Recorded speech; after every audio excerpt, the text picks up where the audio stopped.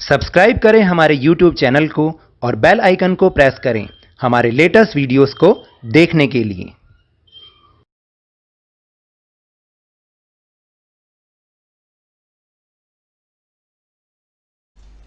Hello and welcome to Lavneesh sir की class. आज की ये शिक्षा निदेशालय राष्ट्रीय राजधानी क्षेत्र दिल्ली की वर्कशीट नंबर 64 जो कि क्लास 10th के स्टूडेंट्स के लिए है।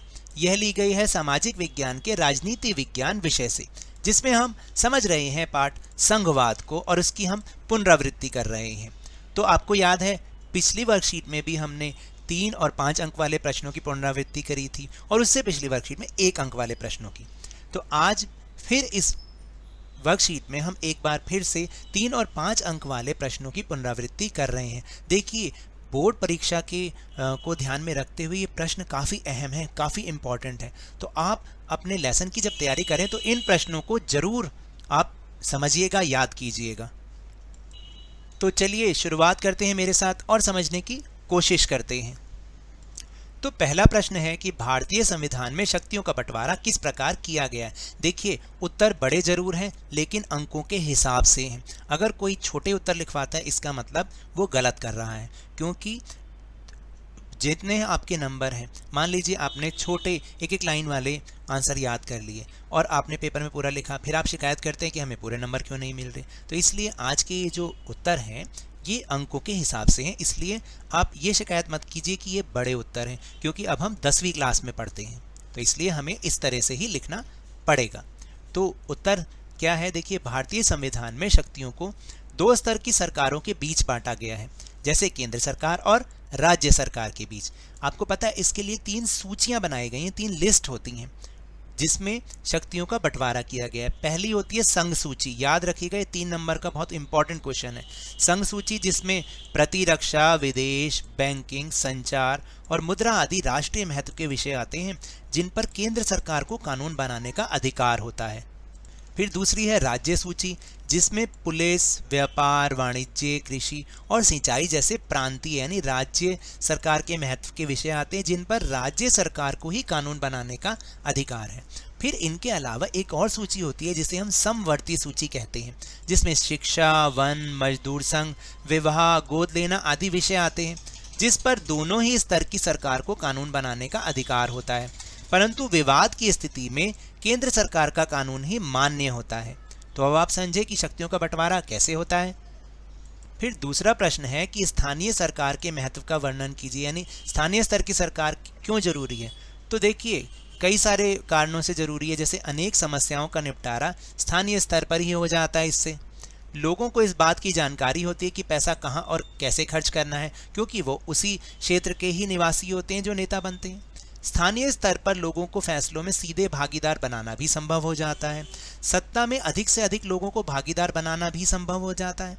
और स्थानीय शासन सत्ता के विकेंद्रीकरण के अनुरूप है, यानी जो हम पावर शेयरिंग की बात करते हैं, डिसेंट्रलाइजेशन की बात करते हैं कि सत्ता एक के हाथ में ना हो, तो ये स्थानीय शासन बिल्कुल उसके अनुरूप है।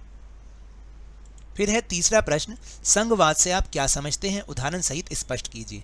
तो देखिए, जब सत्ता का विभाजन यानी जो शक्तियां हैं, देश की सरकार है शक्ति, उसका विभाजन 2 या 2 से अधिक स्तरों की सरकार के बीच में होता है तो उसे संघवाद कहते हैं। जैसे भारत में सत्ता का विभाजन केंद्र सरकार, राज्य सरकार और स्थानीय सरकार के बीच हुआ है, तो ये एक संघवाद का उदाहरण है। फिर है प्रश्न नंबर 4, संविधान में संघ शब्द का उपयोग नहीं किया गया था, लेकिन भारतीय संघ संघों के सिद्धांत पर आधारित है। इस कथन को स्पष्ट कीजिए, यानी आपने बताना है कि संघ शब्द का कहीं प्रयोग नहीं किया, लेकिन जो संघ के सिद्धांत होते हैं ना, संघ की विशेषताएं होती है, वो सारी भारत में है, तो वो हमें बताना है। संविधान में संघ शब्द का उपयोग नहीं किया गया है, परंतु इसमें केंद्र सरकार, राज्य सरकार और स्थानीय सरकार के बीच शक्तियों के त्रिस्तरीय व्यवस्था त्रिस्तरीय व्यवस्था की गई है। साथ ही इसमें तीनों स्तर की सरकारों को विधायी, यहाँ पर विधायी ऐसे लिखना है, विधायी शक्तियां प्रदान करने के लिए संघ सूची, राज्य सूची और समवर्ती सूची के रूप में 3 सूचियां बनाई गई हैं, जैसा मैंने अभी ऊपर आपको समझाया था क्वेश्चन नंबर 1 में। प्रत्येक स्तर की सरकार को इन सूचियों के अनुसार अपने कानून बनाने का पूरा अधिकार है। तो ये एक संघीय व्यवस्था के सिद्धांतों पर आधारित है, इसलिए ऐसा कहा गया है। देखिए प्रश्न नंबर 5, 5 अंकों का ही है, इसलिए इसमें 5 पॉइंट लिखे गए हैं। 1990 से पहले और बाद में केंद्र राज्य संबंधों का विश्लेषण कीजिए, यानी केंद्र सरकार और राज्य सरकार में किस प्रकार के संबंध थे। 1990 से पहले सिर्फ एक बार को छोड़कर कांग्रेस ने लगभग 40 वर्षों तक केंद्र में शासन किया। ये वो साल थे जब सिंगल पार्टी ने ही सरकार बनाई, यानी एक ही पार्टी ने ही सरकार बनाई थी। फिर जो केंद्र में सरकार होती थी ना, उसने पक्षपातपूर्ण विचारों के साथ राज्यों पर शासन किया। इसने उन्हीं राज्यों का समर्थन किया था जिसमें उनकी पार्टी ने ही सरकार बनाई थी, यानी जिसमें दूसरी पार्टी की सरकार होती थी ना, उनके साथ इनका जो रवैया सही नहीं होता था और वो उनको समय समय पर भंग भी कर देते थे। फिर तीसरा पॉइंट है कि कई राज्यों में क्षेत्रीय राजनीति के उदय ने 1990 के बाद केंद्र राज्य संबंधों को महत्वपूर्ण रूप से बदल दिया। तो देखिए फिर क्या हुआ, जब 1990 आया तो क्षेत्रीय राजनीति का उदय हुआ, यानी धीरे धीरे जो क्षेत्रीय दल थे उनकी इंपॉर्टेंस बढ़ने लग गई। यह केंद्र में गठबंधन सरकारों के युग की शुरुआत थी। अब क्या होने लग गया, चूंकि लोकसभा में किसी एक पार्टी को स्पष्ट बहुमत नहीं मिलता था, इसलिए प्रमुख राष्ट्रीय दलों को अब कई छोटे क्षेत्रीय दलों के साथ गठबंधन करना पड़ा था। जो छोटे छोटे दल होते हैं जो अपने राज्य में ही सीमित होते हैं, इसलिए अब क्षेत्रीय दल अपने राज्यों का ध्यान रखते हैं और अपनी इंपॉर्टेंस उन्होंने बढ़ा ली है। इसके बाद है 5वां पॉइंट, इससे राज्य सरकारों के साथ सत्ता की साझेदारी और सम्मान की एक नई संस्कृति का जन्म हुआ, यानी अब केंद्र सरकार राज्य सरकारों को भी बहुत ज़्यादा महत्व देती है, जो 1990 से पहले नहीं दिया जाता था। फिर इसके बाद है प्रश्न नंबर 6, 1992 के संवैधानिक संशोधनों की व्याख्या कीजिए जिनके द्वारा भारत में स्थानीय सरकारों की स्थापना हुई। ये बहुत इंपॉर्टेंट क्वेश्चन है, आप इसको लिख लीजिए, ये अक्सर पेपर में आता ही आता है, इंपॉर्टेंट क्वेश्चन है। देखिए 1992 के संविधान संशोधनों के बाद ही स्थानीय स्तर की सरकार और मजबूत हुई। यह संशोधन क्या थे, वो निम्नलिखित हैं। ये बहुत इंपॉर्टेंट है। देखिए कैसे कि क्या संशोधन हुए, एक तो स्थानीय निकायों के चुनाव नियमित रूप से कराना अनिवार्य है, यानी जो स्थानीय सरकार है ना, जैसे नगरों में नगर निगम और गाँव में पंचायत, इनके चुनाव अब नियमित रूप से कराना जरूरी हो गया 1992 के बाद। कम से कम 1/3 सीटें महिलाओं के लिए इसमें आरक्षित ही होंगी।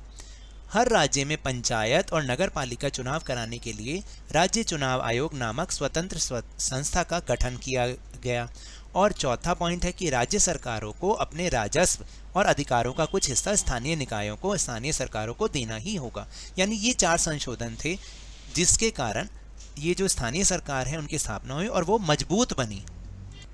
फिर प्रश्न नंबर 7 है कि भाषा नीति की चुनौती का सामना भारत में किस प्रकार किया गया, यानी कहीं भाषा वो श्रीलंका वाला ही केस हमारे यहाँ पे ना हो जाए, इसलिए हमारे संविधान निर्माताओं ने बहुत दिमाग लगा के संविधान बनाया। भाषा नीति की चुनौती का सामना भारत में निम्नलिखित प्रकार से किया गया। हमारे संविधान ने किसी भी एक भाषा को राष्ट्रीय भाषा का दर्जा नहीं दिया, जैसे कि श्रीलंका में दिया गया और वहाँ पर आज तक लड़ाइयाँ होती हैं। दूसरा, हिंदी की पहचान आधिकारिक भाषा के रूप में थी, लेकिन हिंदी केवल 40% भारतीयों की ही मातृभाषा है, इसलिए अन्य भाषाओं को संरक्षण देने के लिए कई और उपाय किए गए। जैसे हिंदी के अलावा संविधान द्वारा अनुसूचित भाषाओं में 21 अन्य भाषाओं को भी मान्यता दी गई, इसलिए केवल हिंदी को ना देके 21 अन्य भाषाओं को भी मान्यता दे दी गई और ये चुनौती बहुत आराम से हमने पार कर ली। इसके बाद है 8वां प्रश्न, गठबंधन सरकारों में शक्तियों की साझेदारी किस प्रकार की जाती है, यानी सत्ता की साझेदारी गठबंधन सरकार में। गठबंधन का मतलब क्या होता है, जिसमें 2 या 2 से अधिक राजनीतिक दल मिले हुए हों। तो गठबंधन समान विचारधारा वाले या समान हितों वाले राजनीतिक दलों का एक समूह होता है जो गठबंधन बनाकर सत्ता प्राप्त करने के लिए चुनाव लड़ते हैं। याद रहे, सत्ता गठबंधन में शामिल जितने भी विभिन्न राजनीतिक दल हैं उनके बीच साझा की जाती है। जो भी जब पावर मिलती है तो सबके बीच साझा होती है। प्रत्येक निर्णय गठबंधन में शामिल सभी राजनीतिक दलों की सहमति के आधार पर लिया जाता है। तो इस प्रकार गठबंधन में शक्तियों की साझेदारी होती है।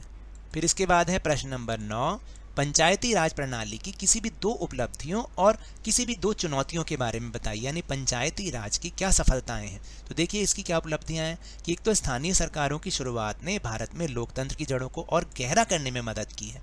दूसरा, इससे अनुसूचित जातियों, अनुसूचित जनजातियों और महिलाओं का प्रतिनिधित्व धीरे धीरे अब सरकार में बढ़ रहा है, यानी तीसरे स्तर में बढ़ रहा है, यानी भागीदारी लोगों की बढ़ रही है। 2 चुनौतियां या समस्याएं क्या हैं? चुनाव नियमित रूप से होने के बाद भी ग्राम सभाएं, ब्लॉक समितियां और जिला परिषदें अपनी बैठकें नियमित रूप से नहीं करती हैं। और दूसरा, अधिकांश राज्य सरकारें स्थानीय सरकारों को शक्तियां प्रदान करने के लिए तैयार ही नहीं होती और ना ही वे उनकी ज़रूरतों के अनुसार उन्हें फंड उपलब्ध कराती हैं। तो ये समस्याएं हैं। फिर इसके बाद है प्रश्न नंबर 10, हिंदी को बढ़ावा देना भारत सरकार की आधिकारिक नीति है, स्पष्ट कीजिए। तो देखिए, ये भी 5 नंबर का प्रश्न है, इसके भी 5 पॉइंट है। संविधान के अनुसार आधिकारिक उद्देश्य के लिए अंग्रेजी का उपयोग 1965 में रोक दिया गया था कि 1965 के बाद अंग्रेजी का उपयोग नहीं करना था। हालांकि कई गैर हिंदी भाषी राज्यों ने मांग की कि अंग्रेजी का उपयोग जारी रहना चाहिए। फिर केंद्र सरकार ने विचार किया और आधिकारिक उद्देश्य के लिए हिंदी के साथ साथ अंग्रेजी का उपयोग करने के लिए भी वो सहमत हो गए। अगला पॉइंट है कि हिंदी को बढ़ावा देना भारत सरकार की अब भी आधिकारिक नीति बनी हुई है, परंतु बढ़ावा देने का अर्थ यह नहीं है कि केंद्र सरकार उन राज्यों पर हिंदी लागू कर सकती है जहां पर अलग अलग लोग भाषा अलग अलग बोलते हैं, तो इसलिए उनकी आधिकारिक नीति बनी हुई है ये।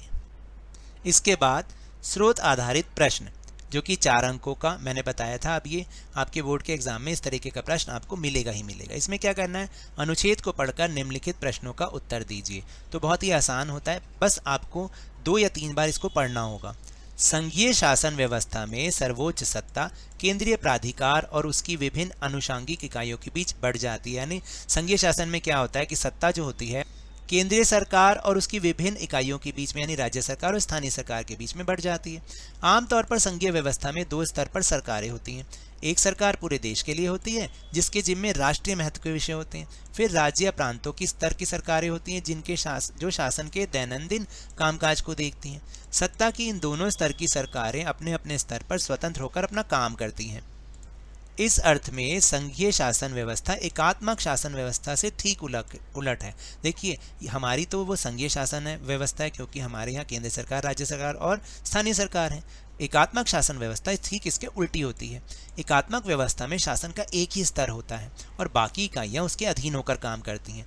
इसमें केंद्रीय सरकार प्रांतीय स्थानीय सरकारों को आदेश दे सकती है, पर जो संघीय व्यवस्था होती है ना, जैसे कि हमारी है, उसमें केंद्र सरकार राज्य सरकार को कुछ खास करने का आदेश नहीं दे सकती।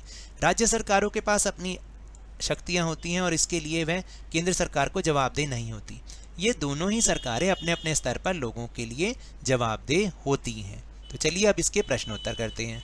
तो पहला प्रश्न है कि अपने शब्दों में संघवाद को परिभाषित कीजिए। तो देखिए, जब किसी देश में सत्ता को 2 या 2 से अधिक स्तरों की सरकार के बीच बांटा जाता है तो उसे संघवाद कहते हैं।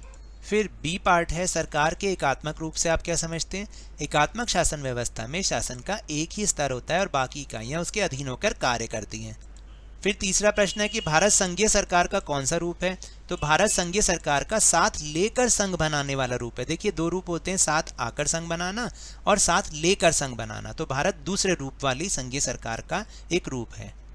फिर आखिरी प्रश्न, ऊपर दिए गए अनुच्छेद का एक संक्षिप्त विवरण अपने शब्दों में लिखिए। तो देखिए, संघीय शासन व्यवस्था में सत्ता 2 या 2 से अधिक स्तरों की सरकारों के बीच बटी हुई होती है। दोनों सरकारें अपने अपने स्तर पर स्वतंत्र होकर काम करती हैं, परंतु ठीक इसके विपरीत एकात्मक व्यवस्था में शासन का एक ही स्तर होता है, यानी कि केंद्र सरकार होती है और बाकी सारी इकाइयां उसके अधीन होकर कार्य करती हैं। पर संघीय व्यवस्था में केंद्र सरकार राज्य सरकार को अपने अधीन काम करने और राज्य सरकार जो है केंद्र सरकार के अधीन काम नहीं करती, बल्कि दोनों ही सरकारें अपने अपने स्तर पर स्वतंत्र होकर कार्य करती हैं और दोनों ही सरकारें अपने अपने स्तर पर लोगों के प्रति जवाबदेह होती हैं।